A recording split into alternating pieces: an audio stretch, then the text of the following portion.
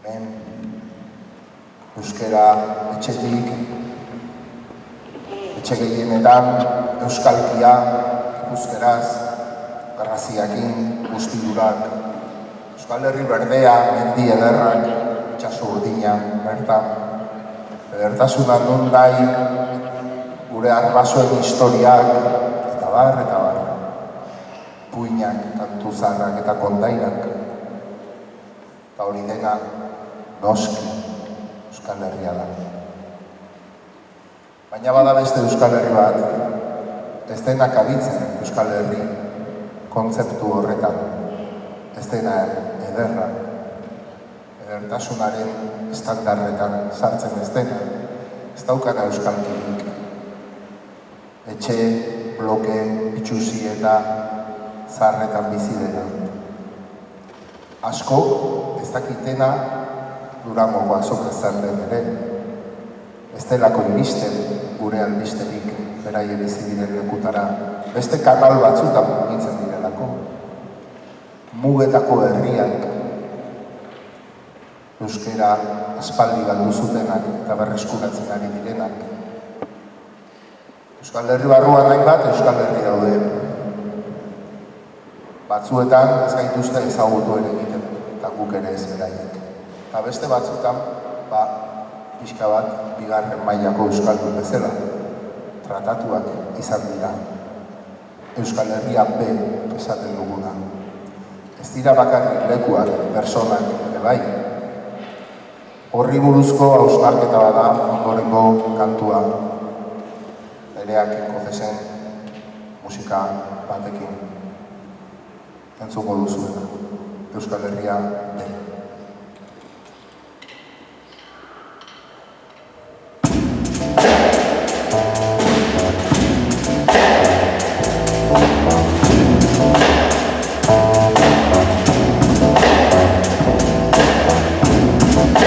Euskal Herri bat, ez dena gure kantu zaharretan agertzen, ez eta egutegietan ere, ez dena kondainetan aipatzen, ez iragarki berrietan, ez duena pertsonaia mitologikorik, bada beste Euskal Herri bat, ez duena paso magikorik, ez zelai berde, ez arrezarri, ez dauka joare hotxi, ez dauka euskalkirik, ez guztidura berezkarrik, ez dauka eskaratzik, ez askarik, ez iturrizarri, ez eta amona arrek saltzailearen hori hartzu.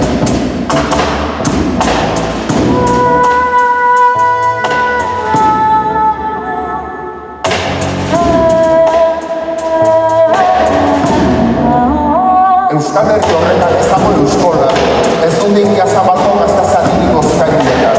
Ez da iristen euskararen azken berri, ez da kimi luzeko zakua zer den. Euskal Herri horrek ezinbestean garraio publikoa erabiltzen du lanera joateko. Nekazan eredutako traktoreetan ez dute euskal irradirik entzuten. Klase ertainan eta auzo erresidentzialetako buzoietan ez da berriari ikusten. Eta udako jaietan tradiziotik jadanik ezer ez duten bertsoak botatzen dira. Euskal Herri horretan prekozitatuz eta izoztutako produktuz benetako euskal zabela daude. Etxe askotako legioetatik, jadari exotikoen usainak kaleratzen dira. Guk aspaldi abandonatutako parte eta milioietan, barbakoen bueltan elkartzen dira. Noiz bain berriak izantako parkeak berpizten dituzte iluna batetan. Eta maitasun eta gorroto trap kantuak entzuten dira, mugikor amplifikatuetan. Euskal Herri horretan Hego Amerikatik etorritako emakumeek paseatzen dituzte gure aiton amonak. Fruta pakistaniarrek saltzen dute, arropa txinakarrek, tabagarru korrien ordez, frijolea jaten dituzte. Euskal Herri hori ez da inoiz telebistan ateratzen, agian ez delako polita, agian handik ez delako txirrindularitik sortzen ez euskal izarrik, ez delako ezerri naumunatzen, ez delako aurkikuntza arkeologikorik egiten, agian gara ez garelako ezertara joaten. Euskal Herri hau, errepide eta industria orube arteko auzo handietan eta herri populatuetan dago. Eta baita mugetako herri txikietan zekare eta lur zain gorrien artean. Eta aspaldi bere hizkuntza galdu zuen lurrari lotutako nekazariek agitatzen dute. Eta hirietan, aspaldi dekarentzian dauden etxebizitza bloke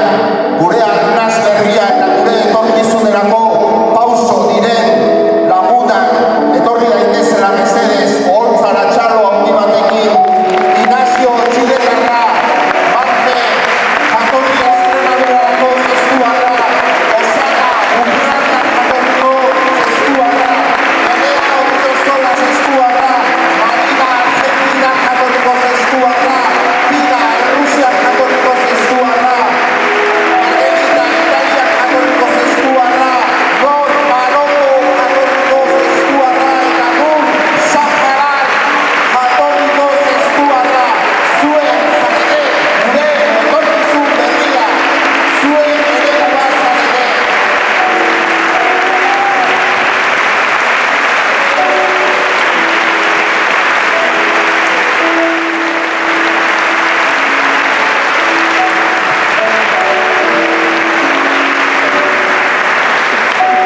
Ignacio, Baina Euskal Herri horretan ere, eskolataria bere seme-alabak, euskaraz jasotzen dituen jendea dago. Euskaraldian gure txaparekin ateratzen gara, gu bezalako norbait ikusteko irrika. Eta korrika iragartzean. Auzotik pasako ote den ilusioz begiratzen dugu, aurten bai, esanaz. eskerrik asko Ignacio.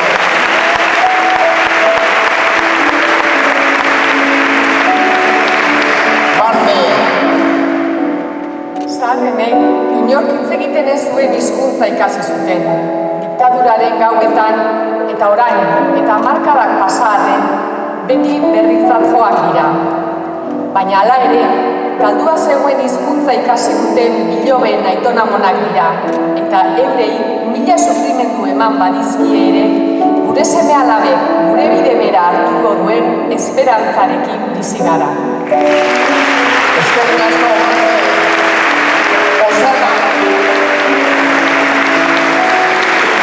Guria da mintzorik politena, akasten eta zalantzaz betea, lokastua, nahazia, deformatua, hitz totelka munduratzen ari den euskera berria delako.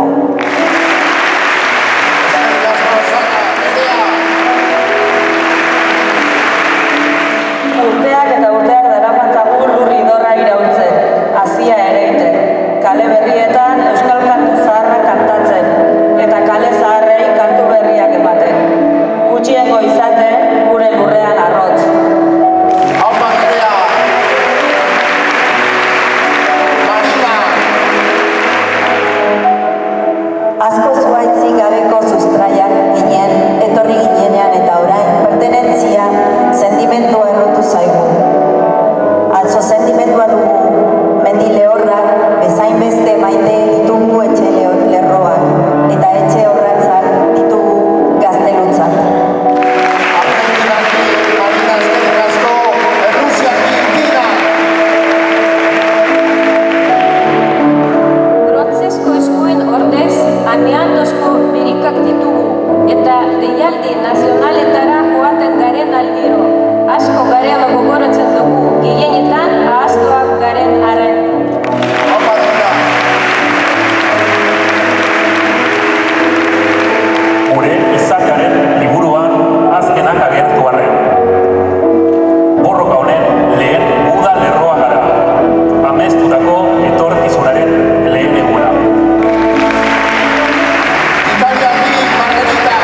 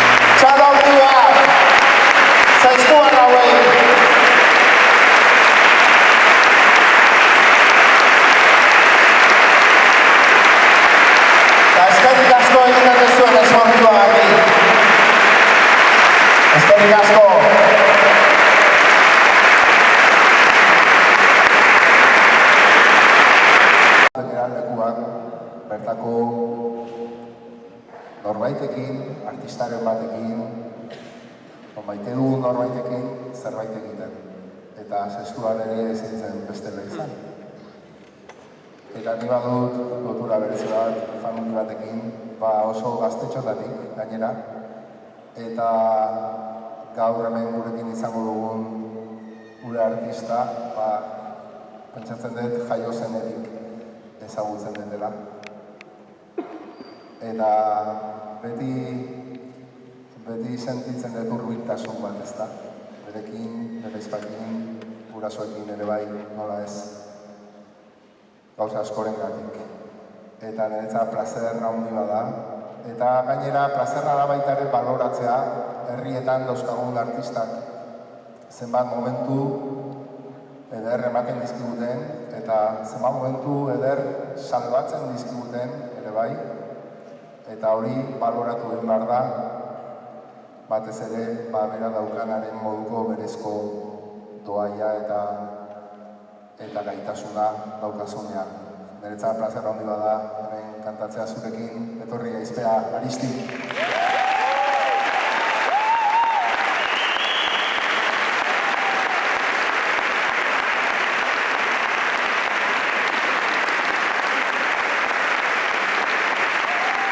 Aizpea, handia!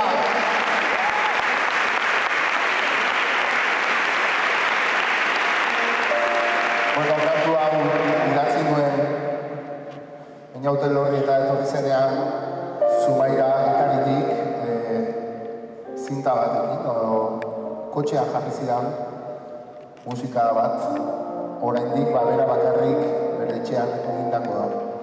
Baina entzunda segituan ikustezan hor kantu handi bat zegoela.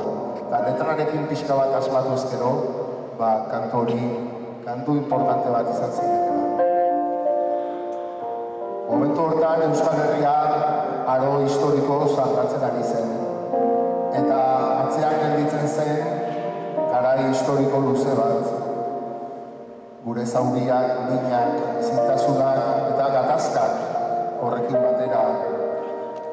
Beti pentsatu izan dut kulturak funtsezko betekizuna daukala herrien aurrera pausoetan gutako guztion pentsamenduak garatzeko orduan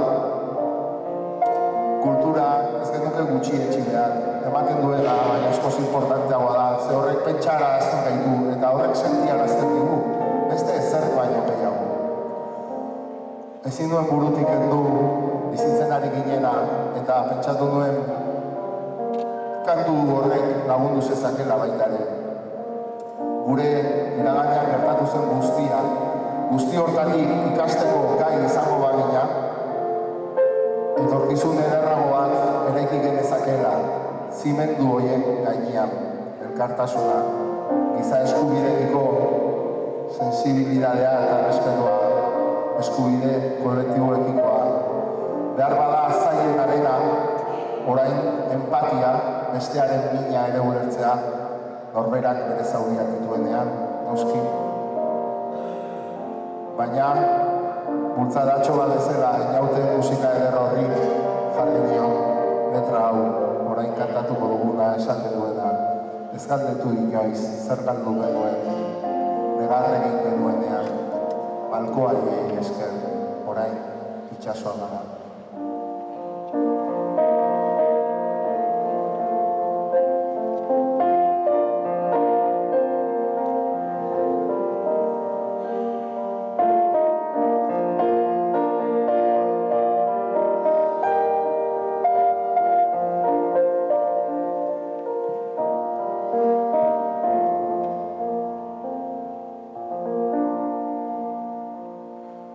Begiratu atzean